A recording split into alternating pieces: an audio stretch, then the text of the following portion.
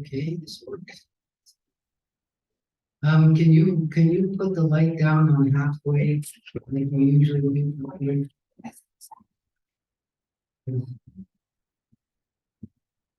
Yeah, yeah, okay, that's much better. Thank you, thank you. Well, now it's we're mixing up. Oh. This is 50%. Oh, and this is blinding people. Yeah. I gotta try it off things. Yeah, I'll change it one day. So I have a few different subjects to speak about today. Good afternoon, everybody. Thank you for coming.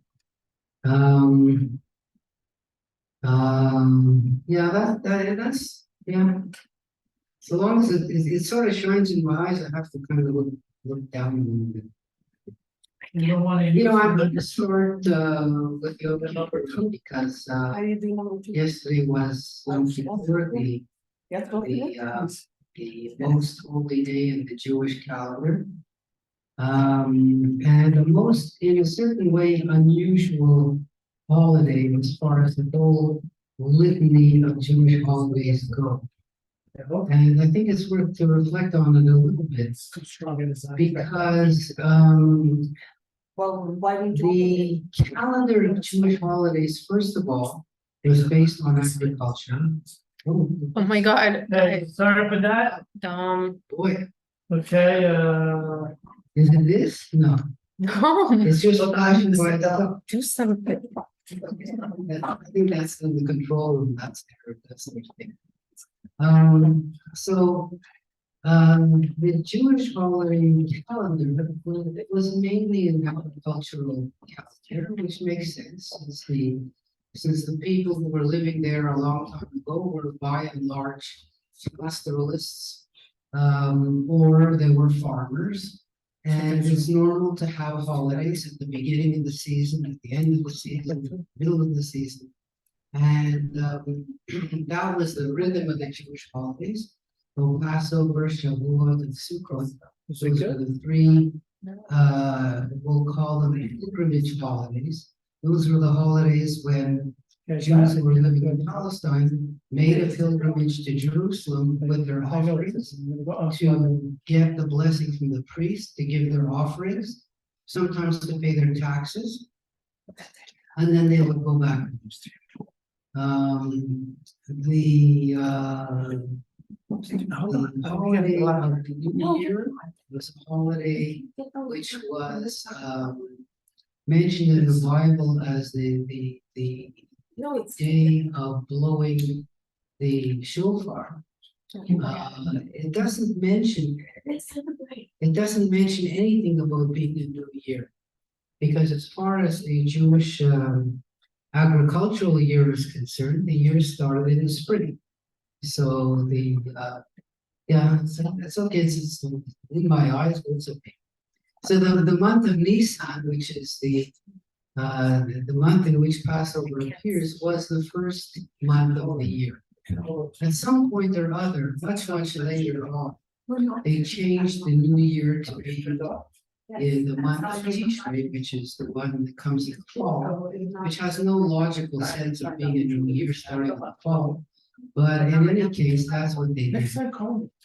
The other holidays kept celebrating. The Hanukkah holiday, Purim holiday, are what we call historical holidays, biblical holidays. So these were holidays which were instituted for a historical reason. Something happened on those holidays, and the people then the events were so important to them that they commemorated them in the Jewish calendar. But as I say, post-biblical, because these things happened long after the original books of the Bible were written, and so they were inserted much later. Elements of Judaism which split off from the main Jewish body before these books were written never celebrated those holidays. So, in other words, let's say Ethiopian Jews or other Jews, Samaritan Jews, don't celebrate those holidays because they happened, in time either away from or before the split. So that brings us to Yom Kippur. So the Yom Kippur is in a certain sense unusual. It's unusual in one sense that it is a biblical holiday, so it's written in the Bible that you have to observe this day. And it's not tied to any agricultural event. But what it is, what makes it so important is that it's so unusual in so many ways. So that's what I think I will mention to you. You may know about some of these things, but I want to just briefly outline how different this holiday is from all the other holidays. So it's a holiday on which the high priest. So first of all, we'll say this, that before the Romans destroyed the temple in Jerusalem, the Jewish religious calendar and the religion itself was really temple-based. It was one where the Jewish people were divided into 3 castes, we'll call them castes or groupings.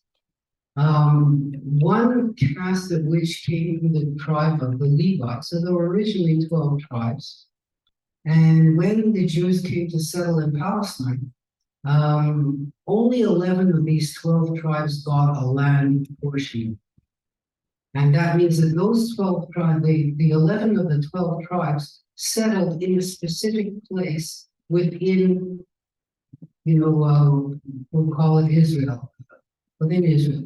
So each tribe was allotted a certain place, bigger ones, smaller ones, but they were all associated with a certain spot in the country. There was one tribe that didn't get a land allotment. That was the tribe of Levi, because their job was to be teachers and to spread themselves out among all the different tribes and act as teachers. They also, within that tribe, one caste of that tribe were priests. The job of the priest was to look after the temple. So that was the essence of how things were set up in those days. And the highlight of the temple cult was the Yom Kippur. So on Yom Kippur, the Jews assembled in the courtyard of the temple. And the temple had 3, the way it was built, it had 3 kind of different buildings in it. And the temple design is a design which we see all over the Middle East. So it wasn't unique to the Jews who had this sort of structure. Lots of different groups had the same basic idea. The basic idea was that as you went up higher and higher, the buildings got smaller and smaller until you came into a sanctuary called the Holy of Holies. Now, within the Jewish religion, in the Jewish faith or the Jewish practice, the Holy of Holies was a place where God's presence dwelt. And it was also supposedly where the 10 Commandments were kept that Moses had handed down from the Mount Sinai. So this was a very special place. The high priest was only allowed to go in there once a year. And that one day was on Yom Kippur.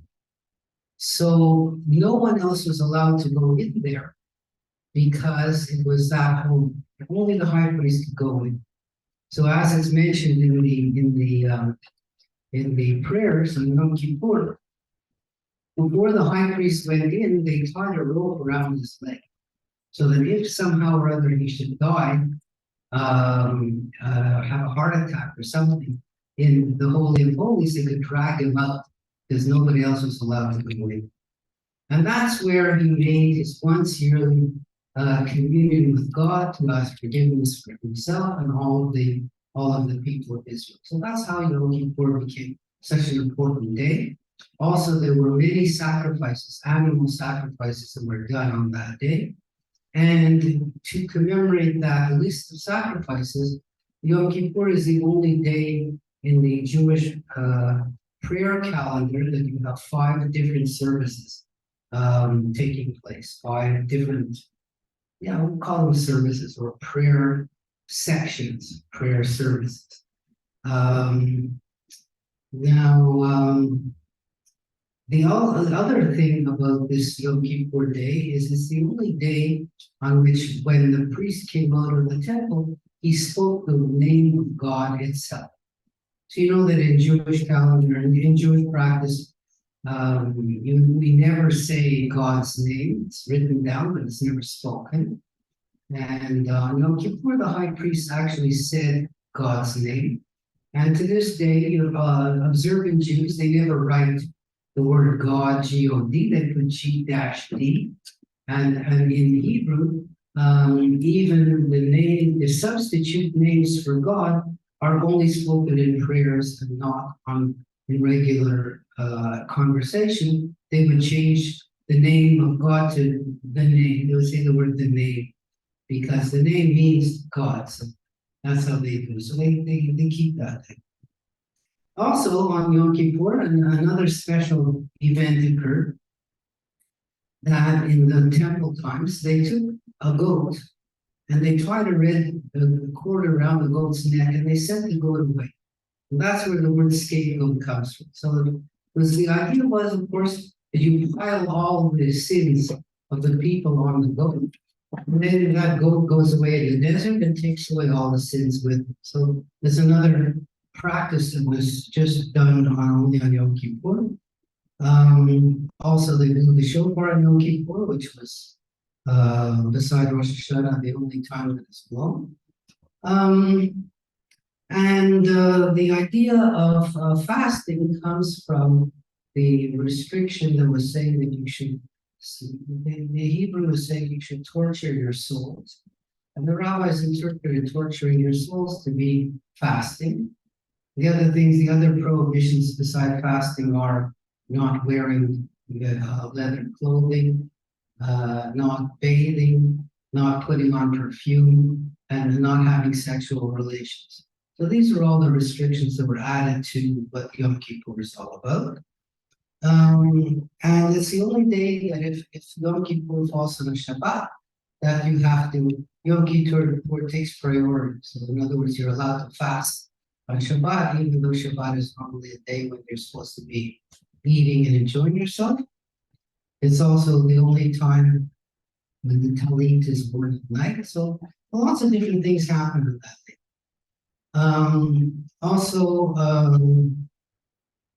Let me see. Yeah, it's also the only day in which the people who are leading the service, they bow down and lie down on the ground flat, so as to really kind of exaggerate how important it is for them to ask for forgiveness.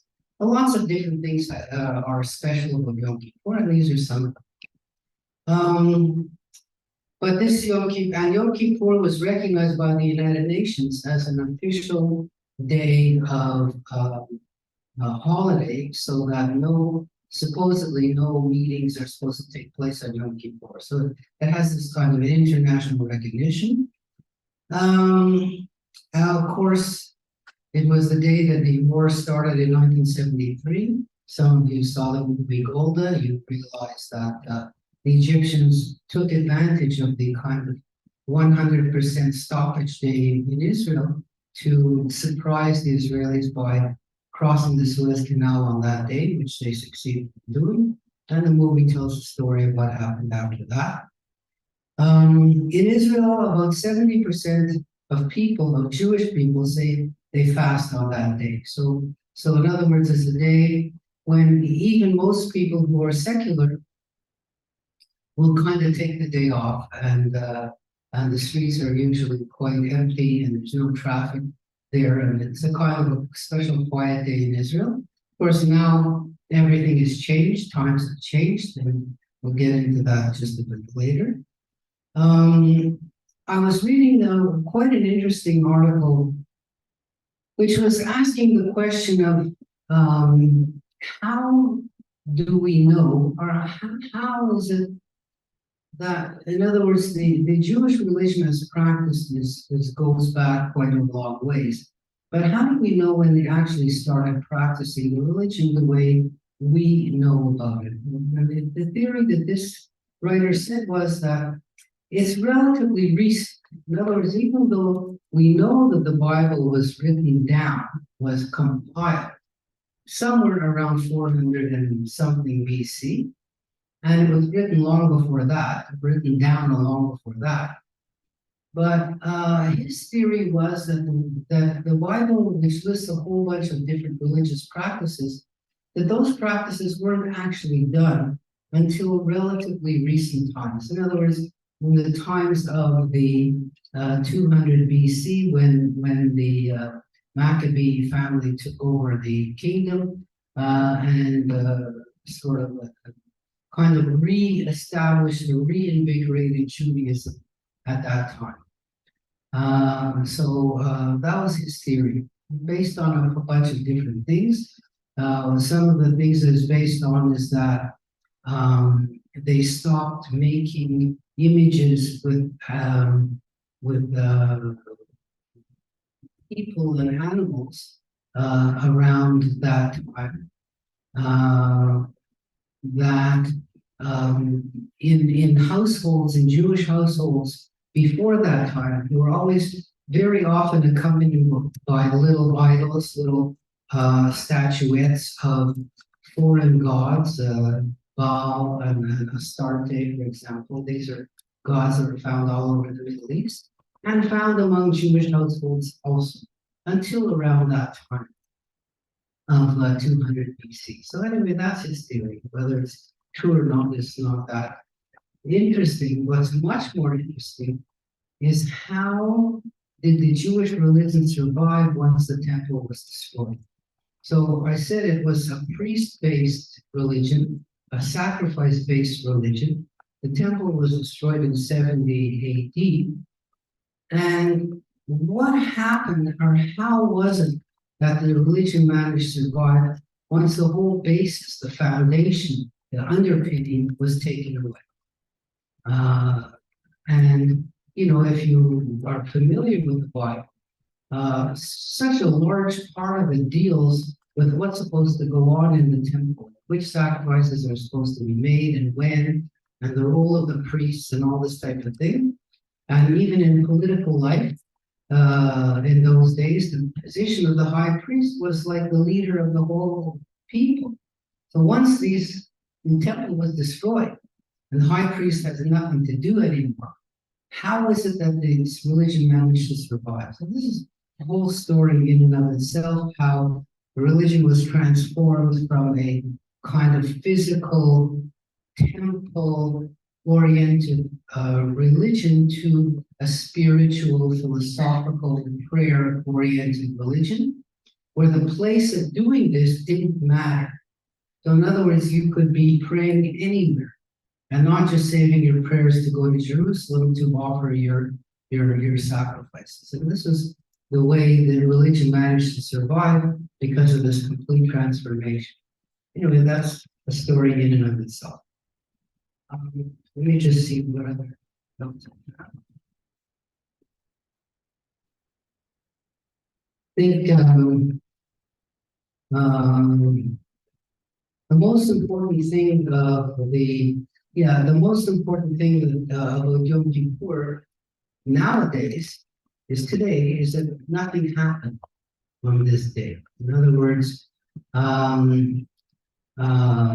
there were no attacks on temples or synagogues, and there was no war that broke out. So the holiday passed relatively peacefully, and that's what's important. Now, in every synagogue, and not only on Yom Kippur, a prayer is said for the state that Jews are living in, and also a prayer is said for the state of Israel and its leaders. And sort of this leads me into the next subject, which is of course the trauma that the country is going through right now, including yesterday's trauma of a unpeaceful confrontation between religious Jews and non-religious Jews in Tel Aviv, which led to arrests and led to a continuation of the confrontation that the state is facing in general. So you all know that this is 38 weeks in a row that on the weekends, hundreds of thousands of people have come out to demonstrate against the government and what it's doing. And these demonstrations have not slowed down at all. And the government's determination to change the state in fundamental ways has also not changed at all. And this confrontation is the most serious division among the Jewish population in Israel since the state was formed 75 years ago. So Israel has gone through many external threats. Of course, the biggest one being its foundation in 1948, where in the War of Independence, 1% of the population was killed. So, if you want to bring that up to Canadian standards, that would mean 400,000 people dying in a relatively short time of about 6 months that the war was really fought at. So it was definitely a traumatic experience, birth experience for the country when its birth was not assured, when it was attacked on 3 different fronts by 5 different countries. And once it managed to survive that, there were the War of 1956, the War of 1967, the War of 1973, and continual terror type attacks going on in different periods of time. But all of these were external threats to the country, external attacks on the country, which the country managed to survive. What's going on today is a civil war by other means. So it's a civil war not in military or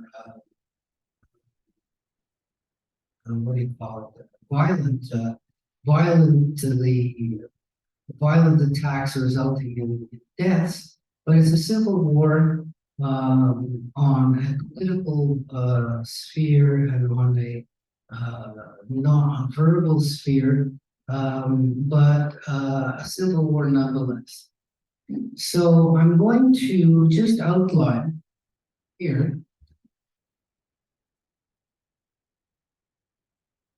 some of the changes, important changes that have taken place in the country since the election of Mr. Netanyahu in November 2022.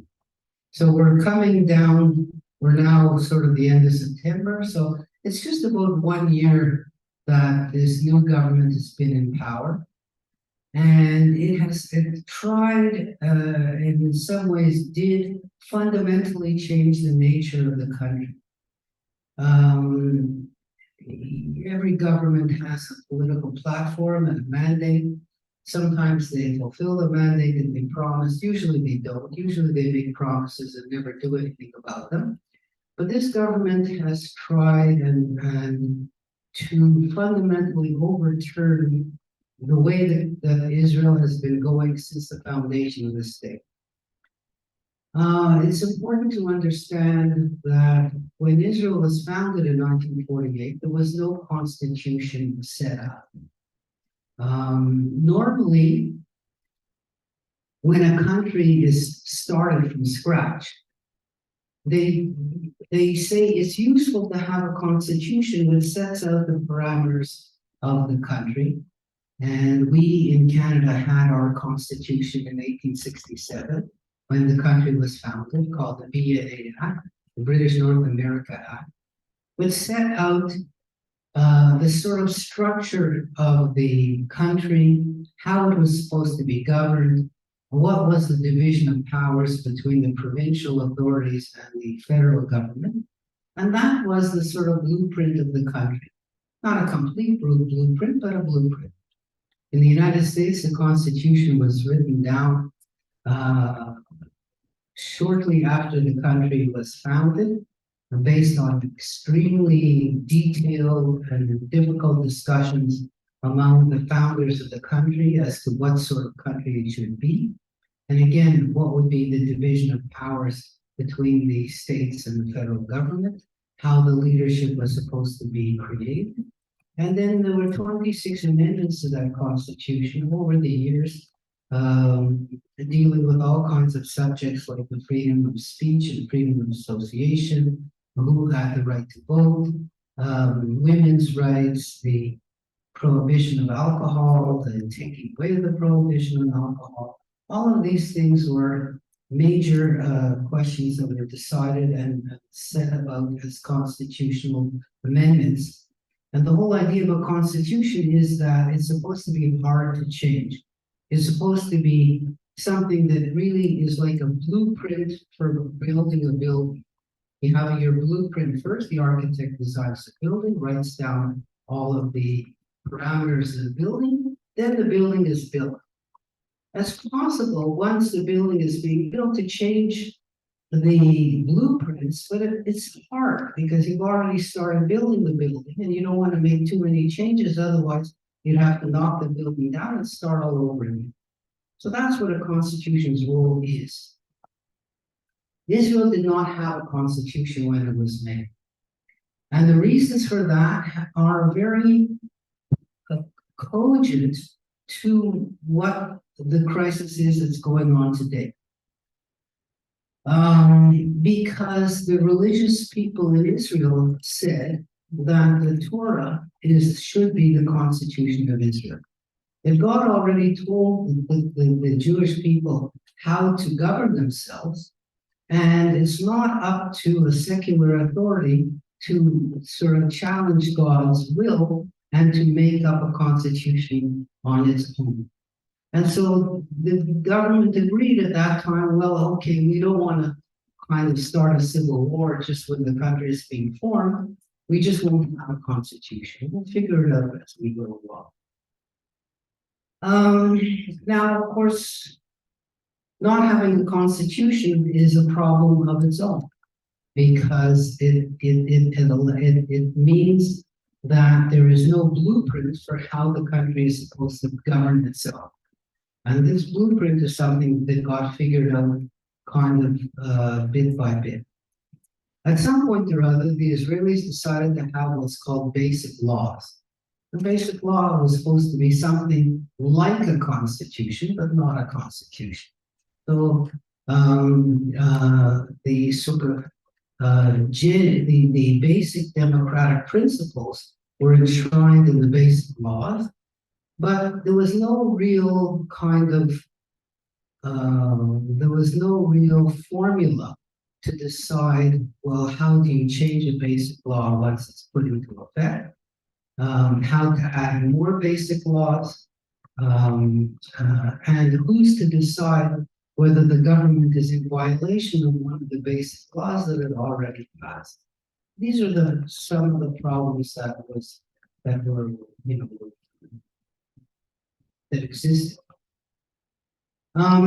In most democracies, it's understood pretty well that an election and a passing a law in the parliament is not the end of the whole matter. That there has to be some check, some authority, some way that the government by itself doesn't have the right to do absolutely anything it wants to do. The governments often say, well, we're elected by the people, so we can do anything we want. And the check on our power is that the next time election comes around, you just vote us out of office if you don't like what we're doing. So that definitely is a check in a democracy. But what happens in the 4 years and 5 years between elections? That a government can do something and get away with it, and only in 4 or 5 years is there a check. Now, some people will say, but there is a freedom of the press. So the press is allowed to, in a democracy, to say whatever it wants and to criticize the government. But the government, of course, could ignore that criticism. There's freedom of assembly and freedom of speech, which means that not just the press, but the people themselves are allowed to assemble and to demonstrate against the government. But of course, the government can just ignore those demonstrations also. In in the United States and in Canada to some degree, the courts are entrusted with the power to disallow a law which the courts consider to be democratically passed, but unreasonable or unconstitutional in and of themselves. The United States has had many, many laws that they've passed being voided by the Supreme Court to say that, you can pass a law, doesn't mean that it's legal. To give some plenty examples. I mean, in the southern states, they just passed laws that say the blacks weren't allowed to vote. And so long as these laws were not challenged, they were on the books. And it was only after 1964 that the Supreme Court said, well, no, these laws are unconstitutional and everybody should have the right to vote because everybody is considered equal under the law. So the quarrel which is going on in Israel now is a question of the government considering itself to be the last and final authority on any law it passes.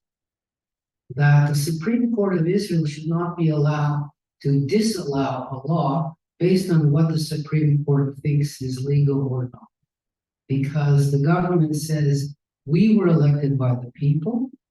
The Supreme Court was not elected by the people. And the Supreme Court, therefore, should not have the power to disallow whatever the government wants to do. It's clearly a clash of who in a democracy has the final word. And does the Supreme Court have a right to disallow a law passed by the elected parliament? In essence, that's what it comes down to. The Netanyahu government has established the most narrow, right-wing, nationalistic, racist government with a majority of 4 out of 120.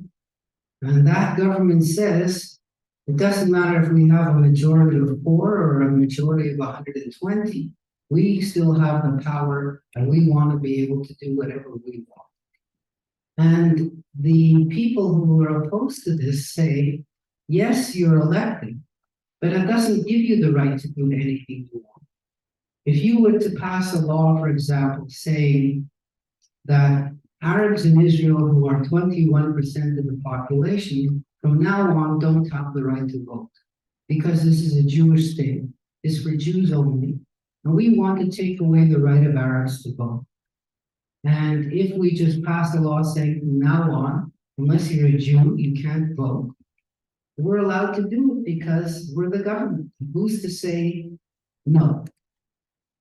The Supreme Court would say no. The Supreme Court would go back to the Declaration of Independence of Israel, which said that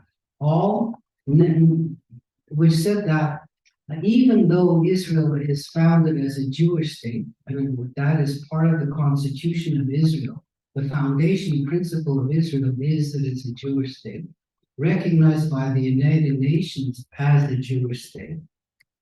That even though it is a Jewish state, that you can't take away rights from everybody else. And the Declaration of Independence that all people would be treated equally no matter what their religion, no matter what their gender, no matter what their national origin is, that all people have the same rights. So, there's a conflict between the Declaration of Independence and what the government itself now wants to do and has already done. And that's why so many people are out demonstrating against the government every single weekend. To this point, their demonstrations have reached somewhere close to 500,000 people showing up on one single day to demonstrate against the government, which is, somewhere near 8% of the population. So it is a large number of people who are against the government.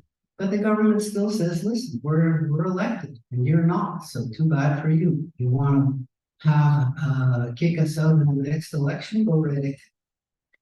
Polls, unreliable as they are, say that if an election were held today, this government would definitely be kicked out and by a large margin. So that's why, you know, so long as the government is able to hold itself together, it will can stay in power for 4 years. And only one of those years is now, you know, passed. So, you know, that's what the situation is.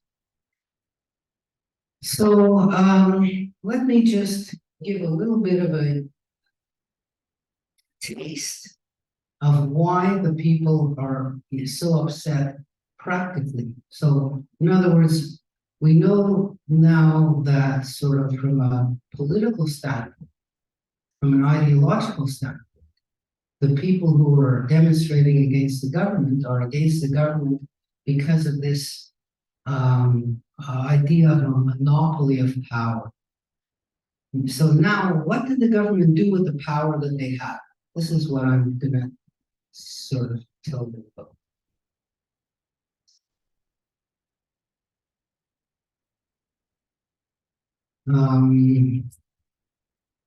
So the other thing that they want to do, besides getting rid of the power of the Supreme Court to overturn their laws, is to change the way judges on the Supreme Court are nominated.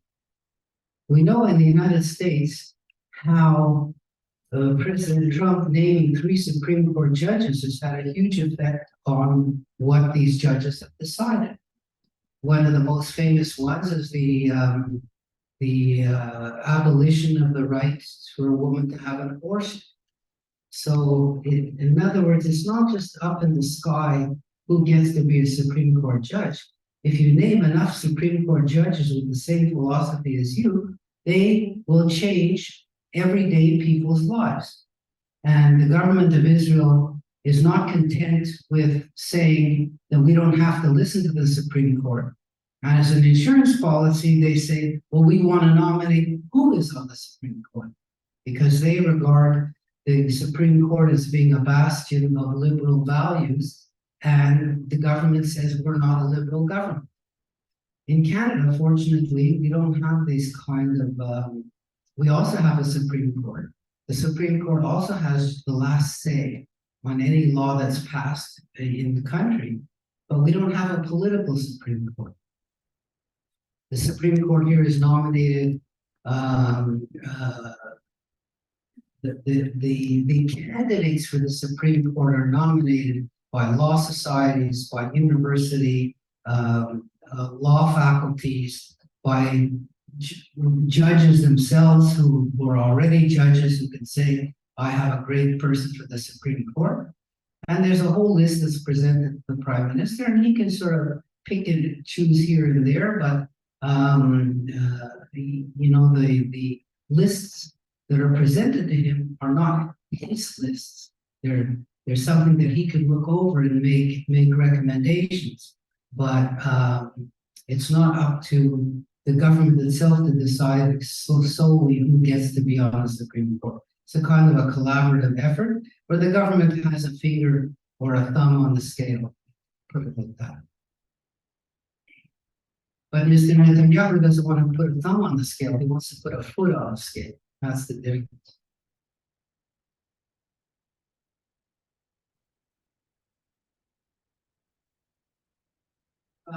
So what have they done? Well, one of the first things that before saying what they've done, let's just remind ourselves who's in the government to start with. So the Israeli parliament has 120 seats. You need 61 to have a majority. The government has 64, so they're just scraping over the minimum. Of the 64, 30 of them are from the Likud party itself. So the Likud party is Mr. Netanyahu's party. It was founded as a kind of a coalition.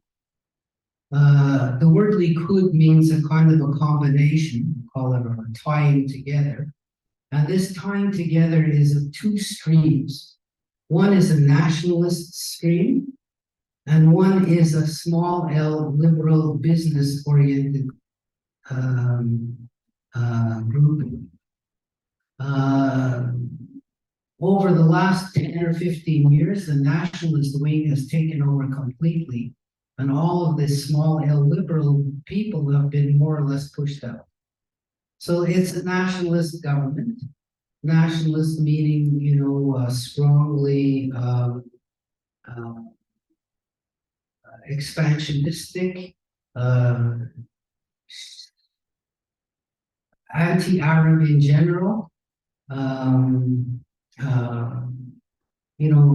A country that believes that Israel is basically all alone in the world, and the whole world is against Israel. And being the only Jewish state, Israel has to sort of stick up for itself at all times and to be a strong country. And that any attacks on Israel are in essence anti-Semitic attacks because Israel is the only Jewish state. This is the sort of philosophy that is in the Likud party. It's a party supported mainly by Jews who are of Middle Eastern origin, who of course had to flee the Arab countries that they originally lived in, and so come to Israel with an anti-Arab mindset to start with. And those are the main supporters of the Likud party, not the only ones, but the main ones. And their strength are in the periphery of Israel, and not in the sort of center of the country, where the secular people are more predominant. They're not in the high-tech field, they're not in the universities, they're not in the arts. As you can imagine, if you want to translate into American politics, you could say that the same kind of people who vote for Trump are the kind of people who vote for Mr. Netanyahu and his Likud party. Without being too specific, that's more or less the same mindset. Okay, so that's half of the government. Who's the other half? The other half are two ultra-Orthodox political parties, one representing the Ashkenazi Jews, or Jews of European origin, and one representing the ultra-Orthodox Sephardi Jews, or Jews of Middle Eastern origin. So these two parties have been in the government before, and their whole political philosophy is just to represent their own people. So these two political parties don't appeal to the Israeli public at large and say, vote for us. When they are campaigning, and all of their candidates are only men, all of their candidates are only men who wear black hats and black coats. In the case of the Ashkenazi ones, in the case of the ultra-Orthodox Sephardi ones, that are a little bit more wider net, is wider cast, but only people who are ultra-Orthodox are people who are their candidates, and practically that's who votes for them. And their job is to represent their constituency alone. What does their constituency want? Funding for their schools, no forcing of their schools to teach any science or English. And the biggest controversy is about exemptions from serving in the military. So ultra-Orthodox political parties don't want their men, and for sure none of their women, to serve in the military. What do you think is their big objection to serving in the military? I mean, where does it come from? Where does this whole kind of mindset come from? What's underneath this refusal to serve? Is it a belief in nonviolence? Absolutely not. Because the Torah itself talks about tons of times when Jews have fought against their enemies. So it's not a question of nonviolence.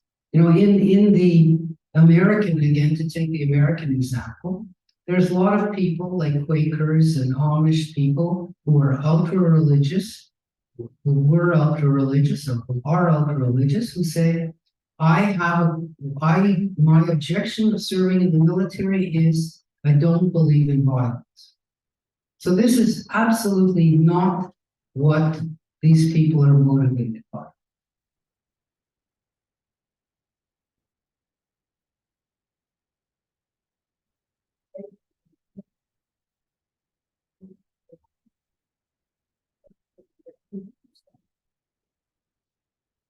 Okay, so they are worried that if their youth are serving in the military, they won't be able to, there isn't enough strict observance of the Jewish laws the way they see them to satisfy these people.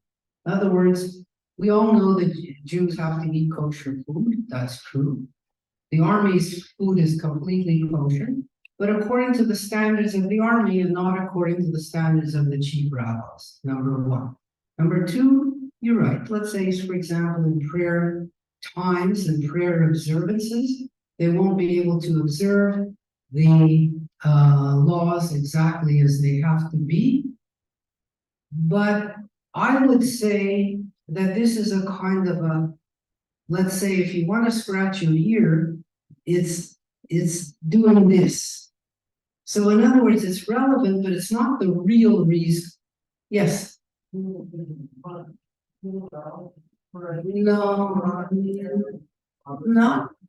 Well, the reason is money, you know, it's not the real reason. It is true that the students who go to the yeshivas, and that's the reason for the exemption, these yeshivas are supported by the state. That's for sure true. And if these people are married and have children, they're supported by the state also. So that's true. But the but is that, you know, if they would serve in the military, they would also get paid for serving in the military. So maybe the difference is, you know, the difference is not the fundamental reason. Yeah. Well, 1 second. Yeah, go ahead. There you go. That's the reason. They don't want their youth to be exposed to anybody else who might influence them to leave the ultra-Orthodox way of life, or to even suggest to them that there is an alternative to the ultra-Orthodox way of life. Now, these people their lives are so completely surrounded by the same people doing the same things that if they were to go to the military, these young people might be influenced to change their way of life to being a non-Orthodox person. Now you might say, well, wait a minute. In society in general, ultra-Orthodox people do interact with other people in society. Certainly, you know, they have jobs sometimes outside the Orthodox community. They have customers outside the Orthodox community. They have to interact with the community at large when they go to hospitals. They have to interact with the community at large when they drive their cars, and you know, they could get stopped by a police or something or other. They're not walled off from society completely, but there is interaction. But the interaction is on an individual basis. The interaction is not frequent. The interaction are with adults who are already formed in their way of thinking. But to take a whole group of these people, separate them completely from their authorities, put them in military training camps, mix them with all kinds of other people when they're young, this is a threat to the control that the ultra-Orthodox rabbis have over their youth, and they absolutely don't want it. They want it, that for me is the prime reason why what their objection is. And when the army has tried to get around these objections, to say, okay, we'll make special units only of ultra-Orthodox. We won't have any women going into those units or teaching those units. We will observe extra strict kosher rules and regulations. We'll observe extra strict Shabbat regulations, so these people don't have to, so much as move a finger on Shabbat. The uptake into these units is small. I'm not saying it's zero, but it's almost zero, because the fear is still there. The fear is, you give them an inch, they'll take a mile, if you know what I mean. That creeping secularization that might happen. And so the Supreme Court, there have already been, one government of Israel has fallen on this, more than one. But the whole genesis of the fall of the Netanyahu government before was because the Supreme Court made a judgment and said, look, it's not fair, it's not legal that some people should be given a permanent exemption from serving the country, and other people would have to go and serve in their place. And the Supreme Court gave the government time to adjust their rules to bring the rules in conformity with what the law is, which is that everybody should be treated equally. And the Netanyahu government just refused to do that and asked for an extension on giving them time to come up with something. And as I've said before, I don't know if I've said it here, they've had 19 extensions before the Supreme Court finally lost patience and said, that's it, you have to do it. And the government said, we can't do it, and it fell. And that's how the elections took place, which had Mr. Bennett in power, and he formed a coalition consisting of everybody else except for the ultra-Orthodox and the nationalists and the racists. And he only managed, taking everybody else in his government, to get a 62-seat majority. And Mr. Netanyahu promptly went ahead and bribed 2 members of Bennett's own party to switch parties, and the government fell. And then, of course, Mr. Netanyahu won the next election, the November election. And he won it partly because of Mr. Netanyahu's brilliance in dividing the opposition, and partly because of the opposition's own stupidity in not forming strong enough party unions to be able to pass the 3.25% minimum that you need to get elected. So those were 2 factors that factored into this. So Mr. Netanyahu has, over the years, alienated so many politicians from the center and center-right that nobody would want to go in a coalition with him, because he broke his promises so many times.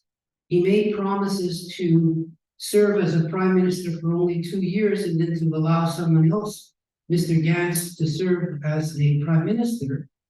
And that would enable a sort of a stable government to take place.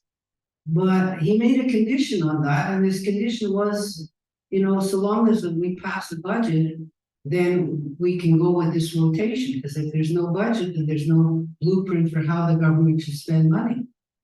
So once he became prime minister, he said, you know what, I'm not passing the budget. We'll just use the budgets from the other last year, and we'll never pass a new budget. And that way I'll never have to give up power. And that's what he did. So in that way, other politicians just don't trust him. This government that's in power now could have evolved into a moderate government had Mr. Netanyahu stepped down. So there's plenty of politicians in the center and the center-right of Israel's society who say, you know what? We don't need to have either ultra-leftists or we don't need to have Arabs, or we don't need to have racist and ultra-Orthodox people in the government.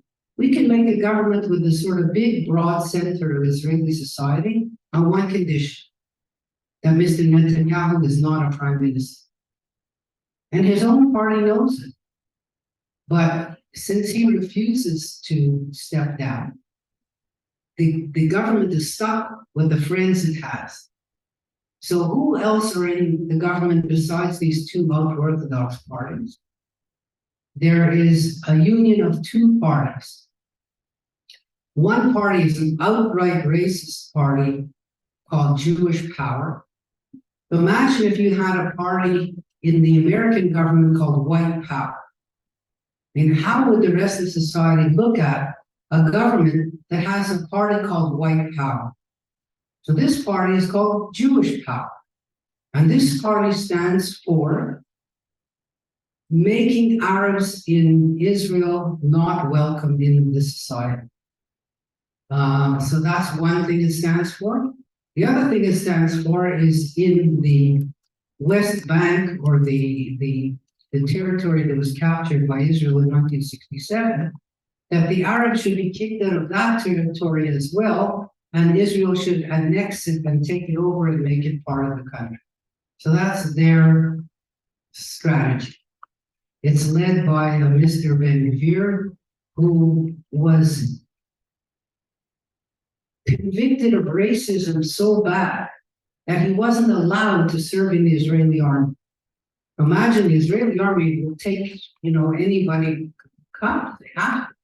But they're allowed to eliminate crazy people from serving in the army because this might constitute a danger to the operations, etc. So he was not allowed to serve in the army because he was deemed to be a racist, which is what he is. He has a picture of Mr.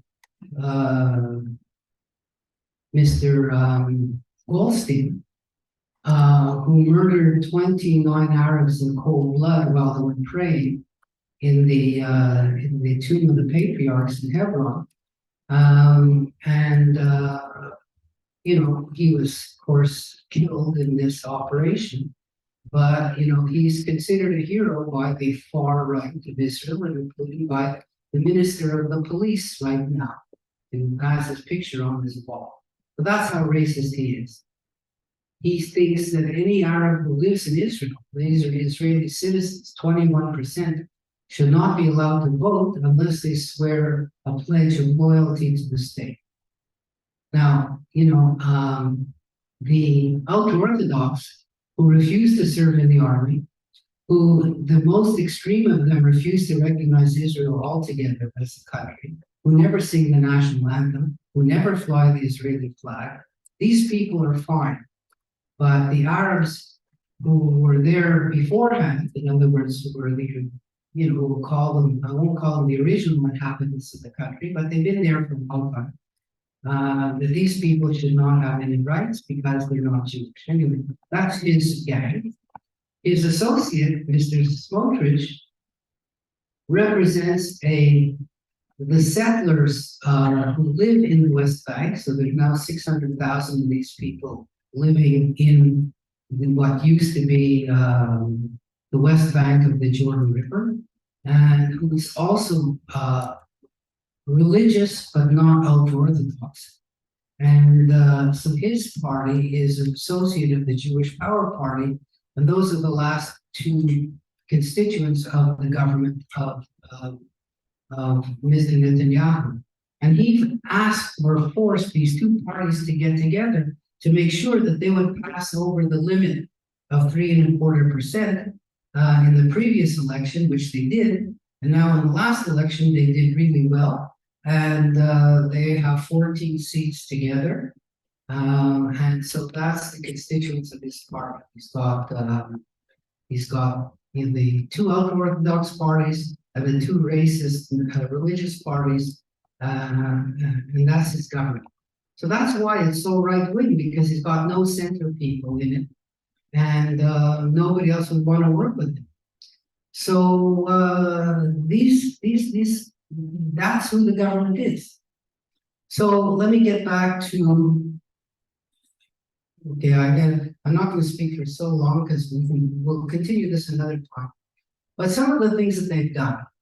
So, the Israeli Arab community has long been discriminated against by the government in terms of funding, in terms of schools, not having a hospital of their own, not having a university of their own. Remember, these are a fifth of the whole population. So it was finally agreed that, and they're undergoing a tremendous crime wave in the Arab community of murders, of murders of people there because of the mafia, because of gangs, because of the extortion and intimidation and all this type of thing. And it was agreed that, part of the problem is that the youth in these communities they don't have playgrounds, they don't have social places to gather, they don't have any facilities at all in these towns, which are very crowded and overcrowded. The reason the towns are overcrowded is because the government refuses to give them land for them to expand, and therefore they could build more housing. So because they don't have any land, the housing is all squished together, and there's no parks and there's no public facilities. So the government said, okay, well, we'll give you a few $100 million to fix your place up. But the Minister of Finance, who is nonetheless, and who is not nonetheless, but who is of course Mr. Smotrich from one of these two parties, these racist parties, said, no, I'm not giving the Arabs anything. And it was already agreed that they would, but he's just put a hold on it. So that's one of the things that they've done. They've also tried to increase the presence of the religious ideas in the public sphere. So that's what this demonstration was about yesterday. They wanted to do a public prayer in Tel Aviv, but in the Orthodox way, so as to separate men and women. And the Supreme Court already decided that by doing that, what you're doing is you are discriminating against women. So they said there can't be any discrimination against anybody in the public sphere. You want to do it in a synagogue, that's a synagogue. But you can't take over a park and say, okay, we're going to put up a fence. We're going to have a singer or a performer sing. The women will stay all the way in the back, and the men can be up in the front. So this is essence of discrimination because you're treating two groups of people differently, one better than another, and this is not allowed. But the religious people say, no, this is how we live. We have to do it this way. And the Supreme Court said, yeah, but just not in a public place. So they tried to do this in a public place yesterday, and that's where this kerfuffle happened. The religious towns want to establish buses, public buses, where the women can sit only in the back of the bus. They want to establish sidewalks where women are only allowed to walk on one part of the sidewalk and not on the other part of the sidewalk.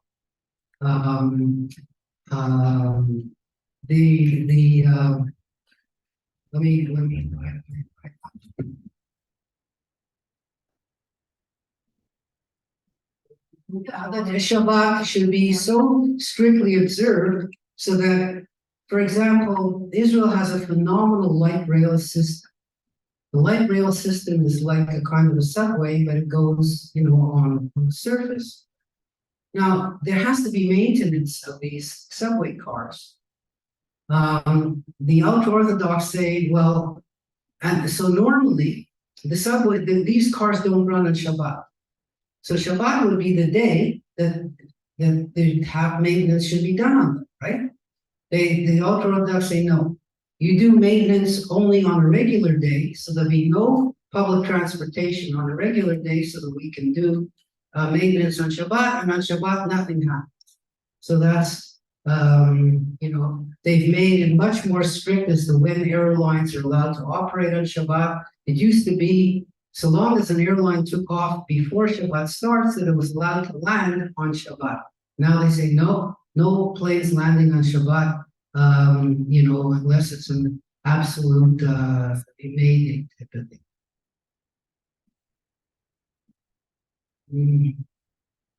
Yeah, the money that was supposed to go to the Arabs, the towns, he gave to the yeshivas instead. So that was an even an extra bonus. And that the law of return, the law of return, which says that any Jew who has one Jewish grandparent is allowed to come to live in Israel. So they want to change this law from one grandparent to one parent. The reason being that so many Jews from the ex-Soviet Union are not technically Jews by religious standards. There are now more than 500,000 of them living in Israel, that the ultra-Orthodox parties don't want this. Of course, they never get vote. They only vote for secular parties. So they want to change the law saying you must have one Jewish parent to be eligible to come to Israel instead of one grandparent. So these are practical changes that they are doing, like that. Gender segregation at public events and public parks and public transportation. Well, they also want Jews who are accused of terrorism, and there's a plague of these ultra-nationalist Jews now who are attacking our villages in the West Bank because they don't want them to live there or to be, comfortable there. So these political parties say that anyone who's Jewish and convicted of terrorism should not be considered a terrorist, and should not be treated at all like a criminal, but as a kind of a national hero. And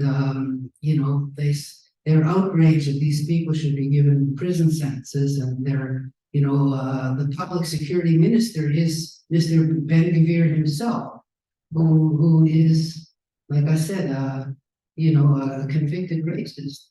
So he wants to spring any of these people out of jail who got convicted.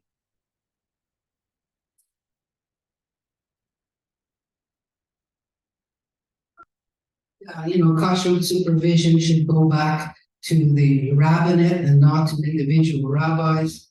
And also that the power of this is very important, maybe we'll finish with this, that the power of in a divorce case, that divorces in Israel and marriages in Israel are strictly done by the rabbinate and by the Orthodox rabbinate. I don't mean that the conservative rabbi from Shar Zion, if he were practicing in Israel, he wouldn't be allowed to marry anybody. But what they want is that in the case of a divorce, not only does the divorce be decided by the rabbi, but all the financial conditions attached to the divorce.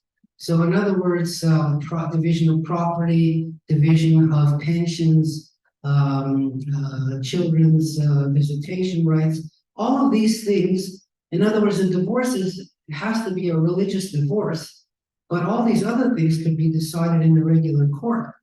What they want to do is change that to make the rabbi responsible for everything. And as you know, in a Jewish divorce, only the man has the right to divorce the woman. The woman can't divorce the man. So if a woman wants a divorce, the rabbi can say, the man can say, I'll grant you a divorce, but you have to give me all your money. I'll grant you a divorce, but you have to give me your apartment. I'll grant you the divorce, but you can't see the children. Otherwise, I'm not giving you a divorce. So what this government wants is that the rabbis should be able to enforce these conditions, and that you shouldn't be able to go to a civil court to order a division of property. That's the whole idea. Anyway, this is just a kind of a bit of a taste. I was told, okay, I got to stop at 3 o'clock, so it's like 3:10. So questions, comments, I'm here. It doesn't matter. The light is not shining in my eyes. It doesn't matter. So.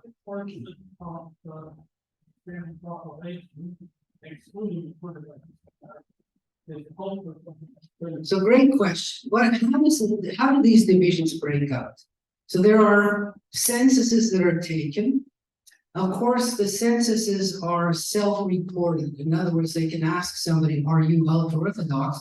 They could say yes or no. So we don't have like super exact figures, but pretty close figures. So the ultra-Orthodox population defined as the kind of people who wear black hats and black coats. We'll call those ultra-Orthodox. They're between 10 and 15% of the population right now. However, 25% of all elementary school children are now ultra-Orthodox. So it says, because they have such large families, that their percentage will grow in the future. Secular Israelis, meaning people who are not observant at all, somewhere around 35 to 40% consider themselves to be secular. That's their main means of identification. They're secular. They don't observe Shabbat, they don't wear a kippah, etc. Then you've got around 25% who are traditional, meaning they're not ultra-Orthodox. They may not even wear a kippah all the time, but they consider themselves to be traditional Jews following the holidays and the calendar and all that kind of thing. So that's that group. And like I said, 21% are Arabs, so they're just not even in the Jewish population, but they're Arabs. And then you've got pretty well, that's the division. So you've got like they say, these four tribes: the ultra-Orthodox tribe, the religious nationalist tribe, the secular tribe, and the Arabs. Those are the four constituent elements of the Israeli population. The secular are the largest of the grouping, but they're not in power now, so they're the ones who are demonstrating. Somebody else, yeah, sir, in the back there.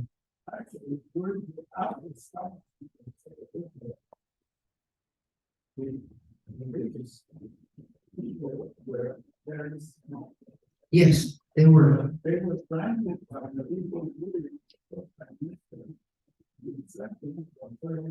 Yeah, the algorithm, yes, that's right.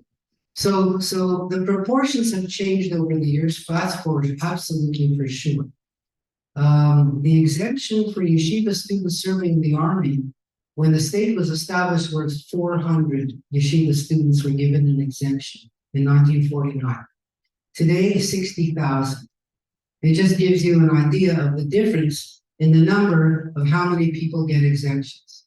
And the ultra-Orthodox political parties in those days were very small. So they got like 4 seats, not 14 seats. The religious party, meaning the ones who are religious but not ultra-Orthodox, they were relatively moderate in their political stance. They served both with the Labor Party, very often with Ben-Gurion. He had them in there in his cabinet. They wanted to give Israel a Jewish character, but they were not strong enough to try to impose this Jewish character on everyone. Now, these parties, that's what they're doing. So that's why the resentment is there. If people said, look, let us live our lives and you could live your life, nobody would care. But once they say, no, our way of Judaism is the only way of Judaism, that's one point.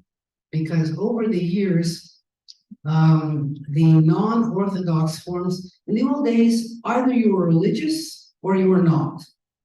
But over the years in Israel, partly because of American influence, conservative and Reform Judaism got a toehold in the country and started to get popular. And of course, this is seen as a threat to the Orthodox, and they're trying to suppress these groups as hard as they can. So that's another element of why there's this opposition. One of the representatives of Reform Judaism got elected as from the Labor Party as a member of Parliament, a member of Knesset, and he's saying to Mr. Netanyahu, "You're condemning all these people who are stopping a religious service in Tel Aviv, but why aren't you condemning the ultra-Orthodox who every single month are stopping the women from praying out loud in Jerusalem at the Wailing Wall?" So there is this, hypocrisy. Mr. Netanyahu, I have to also mention, is facing 3 charges, criminal charges. And so long as he stays prime minister, he doesn't have to go before the courts. So he's desperate to stay as prime minister. Just today, in today's paper, there was an admission by a convicted mobster that he gave Mr. Netanyahu €1 million. So Mr. Netanyahu said it's not true. So the question is, do you believe somebody who says he gave money to somebody, or do you believe somebody who says I never got any money? You know, the chances are the person who said he gave it is gave it, because you know, why would he say he gave it if he didn't give it? Now, a guy could say I didn't get it. There's lots of reasons why he says I didn't get it. Mr. Menendez, the senator from New Jersey, was found with gold bars with stacked suitcases of money. What's he going to say? I never got it. You know, is there? If somebody searched Mr. Netanyahu's house, they'd find the same stuff and more. Anyway, any other questions, comments? Yes, madam. What did they do? Right. Right. Right. Well, that's a question, always a question brought up. Their answer is we are protecting the state by praying to God. Because God controls everything. If our prayers weren't heard, God would abandon Israel, and Israel is only safe because of our prayers. So that's number one. That's the first thing. The second thing to say is that warfare today is not the same as warfare of the olden days. So the idea is you don't need to have a huge army physically to protect a country. What you need is a smart army, a well-equipped army. Like half the fighting takes place in on computers, online, with drones, with spy satellites, with all this type of thing. You don't need 1 million soldiers lining up and standing around waiting for something to happen. So the nature, Israel has talked about having a volunteer army because they say, number one, to have a conscription, it's expensive. It costs the state, not only does it cost the state money from paying these people, but you're taking them away from their jobs where they would be earning money and paying taxes, and now they're not. So the question has become, does Israel need a volunteer army? And there's pros and cons to that subject. But at the beginning, the army was considered to be the state-building enterprise. That they took youths from all different backgrounds, brought them into the army. That's where they became Israeli citizens. That's where they learned to speak Hebrew. That's where they learned all the tools of the trade, so that when they finished their army service, they could go out to get jobs in all kinds of areas. It was an integrating factor at the beginning of the time of the state. Now, it's still regarded that way, but Israel of 2023 is not Israel of 1948. It's a completely different country with completely different set of rules. And nowadays, there are secular Jews who say, well, if they can get an exemption, well, I want an exemption. Why should I have to serve if they're not serving? And so lots of them are applying for exemptions, and the army is now saying, well, okay, well, what do we do about this whole business? Maybe we ought to just give up conscription altogether. But, Israel is not, as they say, Israel is not Canada. Do you know that in Israel, Canada is regarded as an example? If you want to say, we don't live in a peaceful neighborhood, they'll say, well, Israel is not Canada, because Canada is regarded as like the safest, most unthreatened country in the world. They say, we need an army. Canada doesn't need an army. Nobody's threatening Canada, but Israel has enemies on all sides, right? So that's why they say we still need to maintain an army, because, even as the Middle Eastern is changing, Israel still has serious enemies all over the place. Iran and Hezbollah and Hamas and Islamic Jihad and who knows who else, are threatening the state of Israel. Remember, Hamas in Gaza doesn't say we want to make a peace agreement with Israel, but we don't like the terms. What they say is we don't want Israel, period. So once you're into that situation, you need a way to protect yourself from them. And that's why Israel needs a constantly standing army, which is constantly on the alert. Because otherwise, what happens is what happened in the 1973 war, which if you saw the movie, they didn't believe their own spies in Egypt told them the Egyptians are going to invade, and they said, no, we don't believe them. So that was what happened. Anyway, anyone else? So, yeah, the last one.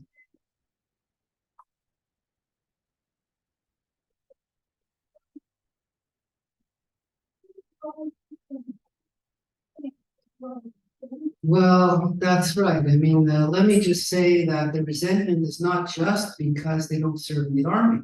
The resentment is because they don't pay taxes. So they don't pay taxes because they don't work. They don't work because they have no training in schools to learn anything useful. So the state gives them welfare and child allowances on the one hand, and the secular people serve in the army on the other hand. So there's this great disconnect between these two things. Let me just finish off by saying that a poll was just taken in Israel. I read about it 2 weeks ago. 1/3 of Israelis are thinking of leaving the country and moving abroad. That's a big number. That doesn't mean that 1/3 are going to do it. Remember,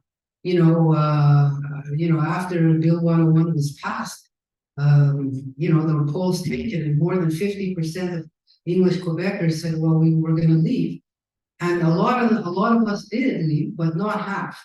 So when a poll is taken, people could think one thing, but they do something else.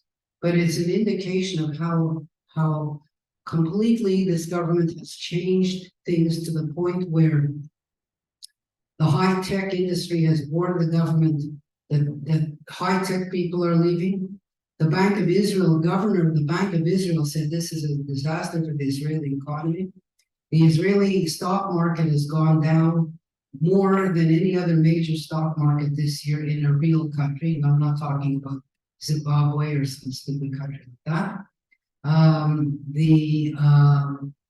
The Moody's and Fitch, which are institutions which assess worthiness of a country's credit, have downgraded Israel because of these events. And of course, a downgrade from Moody's is something. It means you have to pay more interest when you want to borrow money. So Israel is in a real crisis. And to finish off, they say the temple was destroyed. I referred to the temple beforehand. The temple was destroyed in Israel not because of the Romans. They were the ones who actually knocked it down. But it was because the Jews in Israel at the time were so divided against each other that they allowed the Romans to come in and do what the Romans did. Anyway, that's the story. So maybe next week, someone asked me to give a little highlight of what I'm going to speak about. I wanted to speak, at least in part, about this ethnic cleansing and ethnic crisis in Armenia, what's going on in that place, because it's a game changer, put it like that. So thank you so much, and let's hope for more nice weather so I can come on my bike, and we'll see you all next week.